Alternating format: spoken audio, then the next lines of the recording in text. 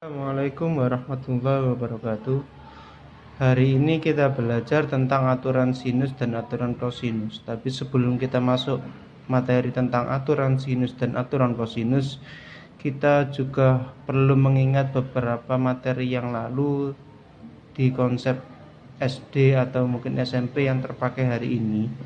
Salah satunya seperti ini. Jika ada sebuah segitiga di SD itu, selama ini kita bisa mencari sisi yang lain, itu hanya berlaku untuk konsep segitiga siku-siku dengan konsep Pythagoras. Jika ini A, ini B, ini C, maka nanti misalkan A nya diketahui, B nya diketahui, C nya yang ditanyakan, itu nanti kita gunakan konsep Pythagoras, maka jadinya A kuadrat plus B kuadrat. Ini kan konsep segitiga siku-siku. Terus kalau soal atau segitiga tadi itu bukan segitiga siku-siku, maka akan jadi masalah buat kita untuk menentukan sisi yang lain. Misalkan segitiganya segitiga sembarang seperti ini. Jika segitiga sembarang seperti ini, maka kalau menentukan, misalkan di sini diketahui 3, di sini diketahui 5. Ini dia bukan siku-siku tapi membentuk sudut misalkan 45 derajat. Maka menentukan sisi yang di depannya ini akan kesulitan. Nah, untuk mempelajari konsep ini maka perlu kita pelajari tentang aturan sinus kosinus. Oke, selanjutnya di dalam aturan sinus kosinus kalian juga harus paham tentang pengkodaan titik sama sisi, karena nanti akan ada huruf yang kalau kita perhatikan dia sama-sama A tapi satunya kapital satunya kecil, maka nanti akan memiliki arti yang berbeda. Misal saya punya segitiga A, B, C. Jika saya punya segitiga A, B, C di sini, A di sini adalah sudut titik di sini dan dia memiliki sudut ini. B dia sebuah titik dan memiliki sudut ini. C adalah sebuah titik dan memiliki sudut ini. Nah, antara sudut A dengan sisi A, sudut A itu kan berarti ini. Itu dia saling berhadapan dengan sisi A, tapi dia menggunakan huruf kecil. Kalau huruf kecil itu berarti sisi A, di mana sisi A itu dia sama dengan sisi BC, saling berhadapan ke sana. Selanjutnya sudut B dia posisinya sebelah sini, maka sisi B itu dia saling berhadapan, dia posisinya sebelah sana, maka ini adalah B. Ingat, jangan tulis dengan huruf besar karena nanti akan bingung dengan yang sebelah sini. Begitupun ketika C, sudut C adalah sebelah sini, maka berhadapan dengan sudut C adalah sisi C.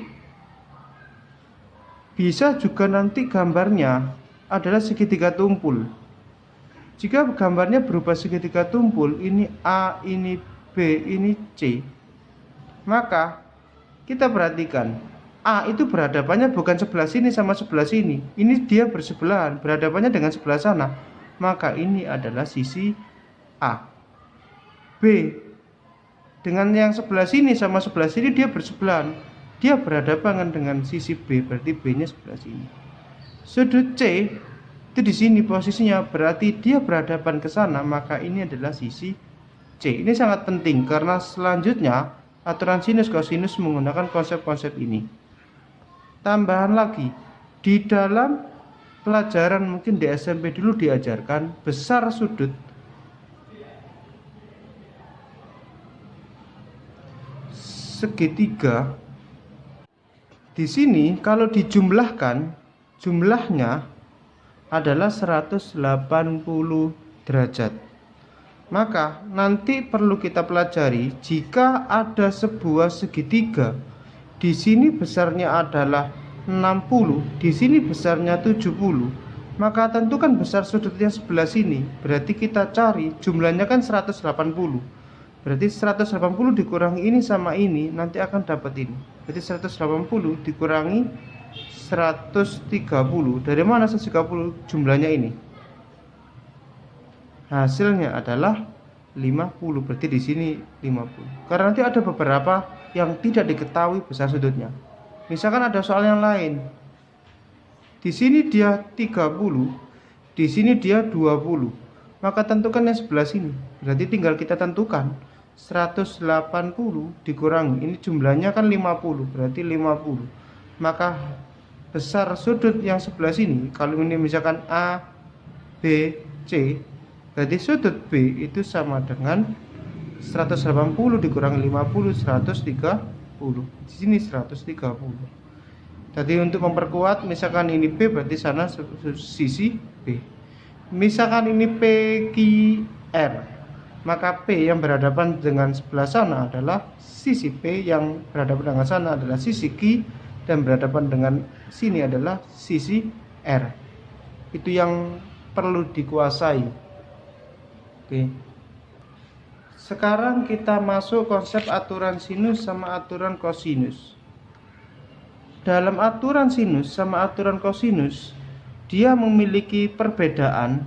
Di dalam aturan sinus, jika saya punya sebuah segitiga ABC, segitiga sembarang, jadi jangan beranggapan ini adalah segitiga sama sisi atau segitiga sama kaki. Jika di sini sudut A, maka di sini sisi A. Ini sudut B, maka di sini sisi B, dan di sini sisi C. Konsep aturan sinus itu digunakan biasanya jika ada konsep paket.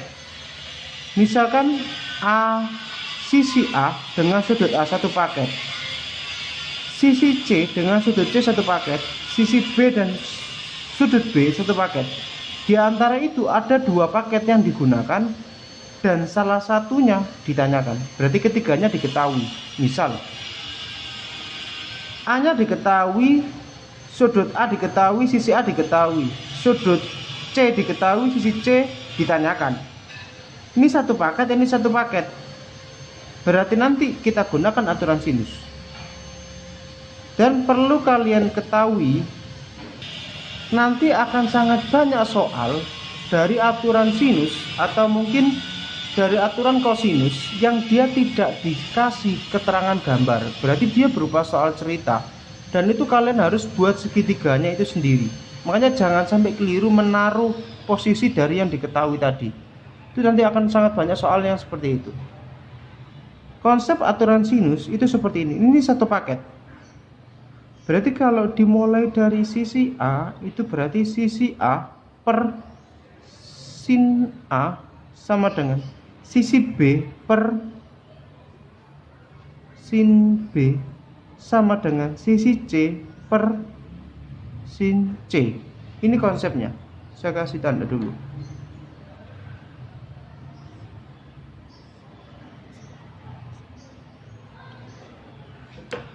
Penggunaannya nanti seperti saya katakan, saya punya sebuah segitiga. Misalkan di segitiga ini, di sini diketahui A, B, C. Sudut A diketahui besarnya adalah 60 derajat. Selanjutnya sudut B adalah 45 derajat. Di sini besarnya adalah 10, sedangkan yang sebelah sini ditanyakan. Jika kalian perhatikan di situ, maka antara sudut A dengan sisi A ini kan satu paket. Ini juga satu paket.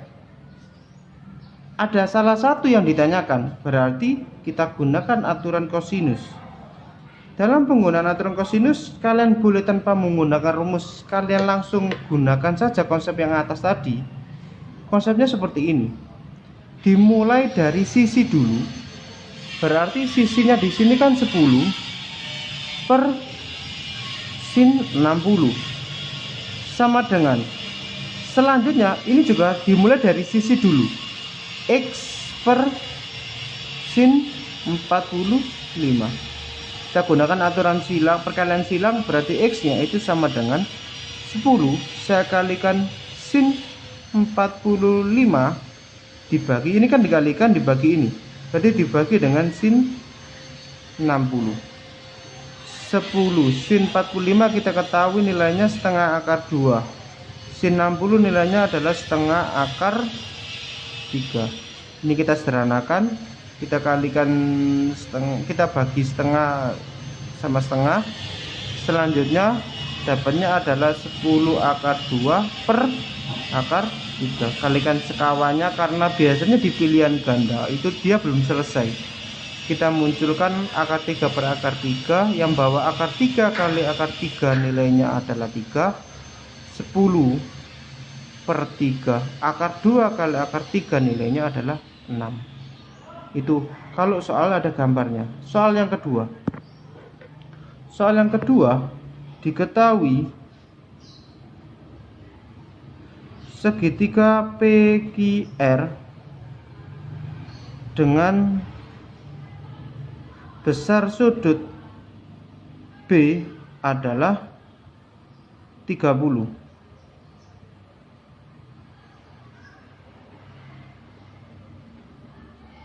dan sisi AC adalah 8.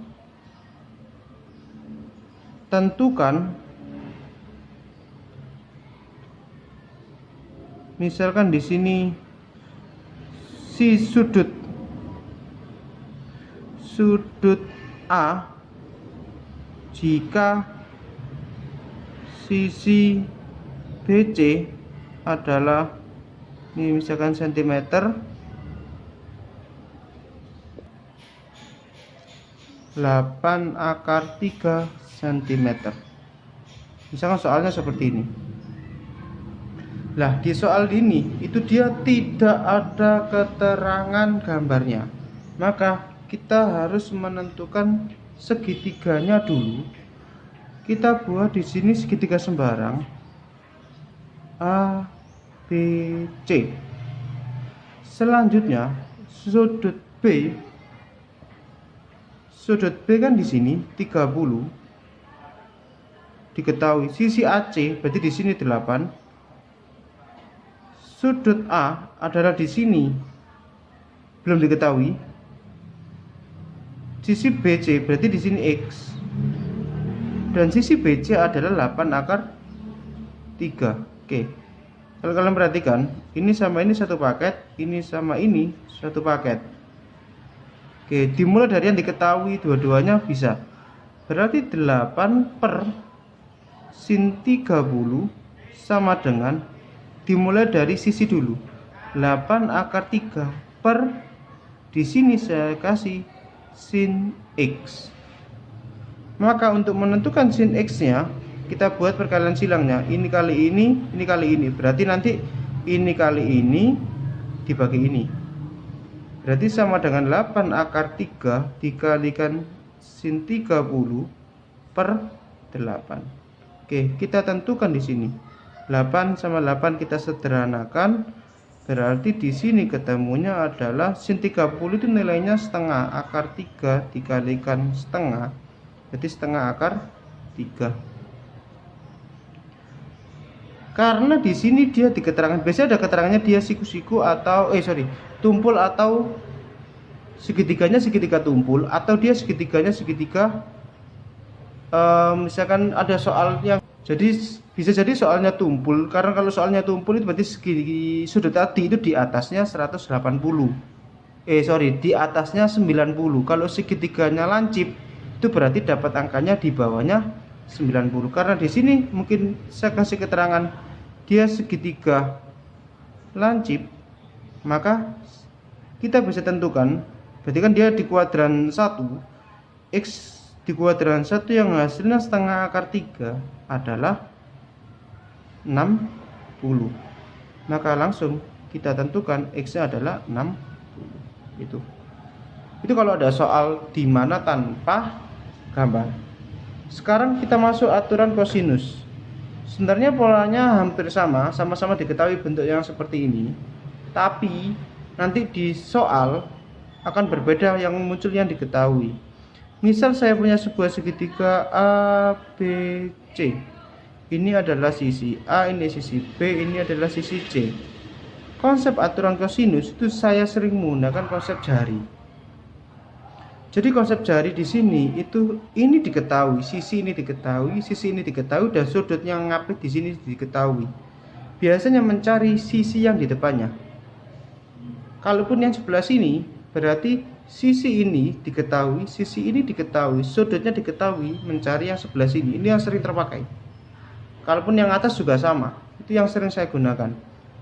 Nah, konsep aturan sinus biasanya satu cukup, tapi kalau ditulis ketiga-tiganya juga boleh. Kalau saya tulis satu, salah satunya seperti ini, A kuadrat, sebenarnya A kuadrat, maka langsung saya jadikan A itu sendiri. Kalau konsepnya seperti ini, A kuadrat B kuadrat, A kuadrat sama dengan B kuadrat tambah C kuadrat min 2BC cos A. Ini. Dari sini nanti bisa bentuk yang lain. Kalau B ya berarti di sini AC ini B. Sebenarnya seperti itu polanya. Satu saja cukup untuk menghafalkan. Di sini C kuadrat min 2AC cos dari ini. Tapi sudutnya dia. Kalau C kuadrat berarti sama dengan di sini B, A sama B, A kuadrat tambah B kuadrat min 2AB cos C. Tapi dari konsep ini cukup satu aja nggak apa-apa. Turunannya kalau saya buat itu berarti A nya sendiri sama dengan akar. Ini bisa langsung digunakan. B kuadrat ditambah C kuadrat min 2BC cos A. Ini boleh digunakan ini. Nanti juga dari sini akan muncul jika cos A atau sudut bisa dicari lewat semua sisi yang diketahui. Itu boleh turunannya. Kalau diturunkan lagi, cos A itu sama dengan, ini kan pindah ke sana. Ini semuanya dikurangi dulu, berarti A kuadrat dikurangi B kuadrat dikurangi C kuadrat per 2BC. Ini kan semuanya pindah ke sana. Ini turun ke, atau gini aja. Ini jadinya negatif nanti di sini. Saya balik. Ini pindah ke sana, A-nya pindah ke sini. Saya ganti. Ini harusnya jadi min. Tapi agak ribet kayaknya. Cos A itu sama dengan, ini saya pindah ke sana jadi positif, A-nya saya pindah ke sini. Berarti B kuadrat ditambah C kuadrat min A kuadrat per 2BC. Sebenarnya sama saja sama yang di atas. Itu turunannya. Saya kasih tanda.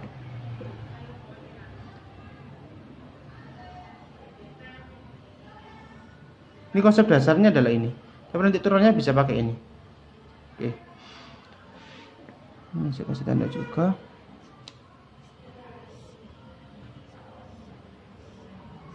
Jadi saya tidak menyarankan kalian hafal rumusnya, tapi pahami konsepnya.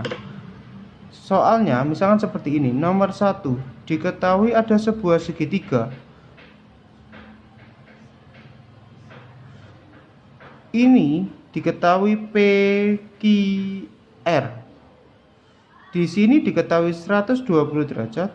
Di sini diketahui panjangnya adalah 4 dan di sini panjangnya adalah 6. Tentukan panjang dari PR, ini X. Ditanyakan. Untuk menentukan, berarti kan kayak tadi kita gunakan pola diketahui, sudutnya diketahui. Ini saya kasih CM ada satuannya. Maka untuk menentukan X, langsung gunakan ini. Tanpa rumus juga, tanpa kalian gunakan tulis lagi ini nggak apa-apa. Jadi polanya seperti ini. Kan tadi kan 4 sama 6, berarti 4 kuadrat ditambah 6 kuadrat dikurangi 2 kali 4 kali 6 cos 4 kali 6 cos 120. Jangan lupa dikasih akar. Kita hitung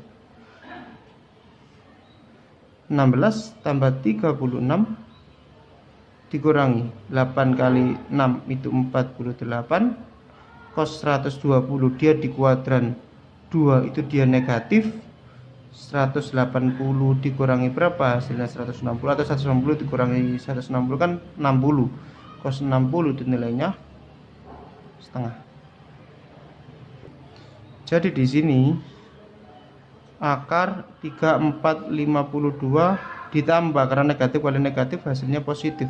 48 dikalikan 1 dibagi 2 itu hasilnya 24. Maka 5 tambah 2 berarti hasilnya 76. Kalau misalkan habis dibagi 4 berarti 4-nya keluar. Di sini 4 itu 1, sisa berapa? 4 sisa 36 19 ya.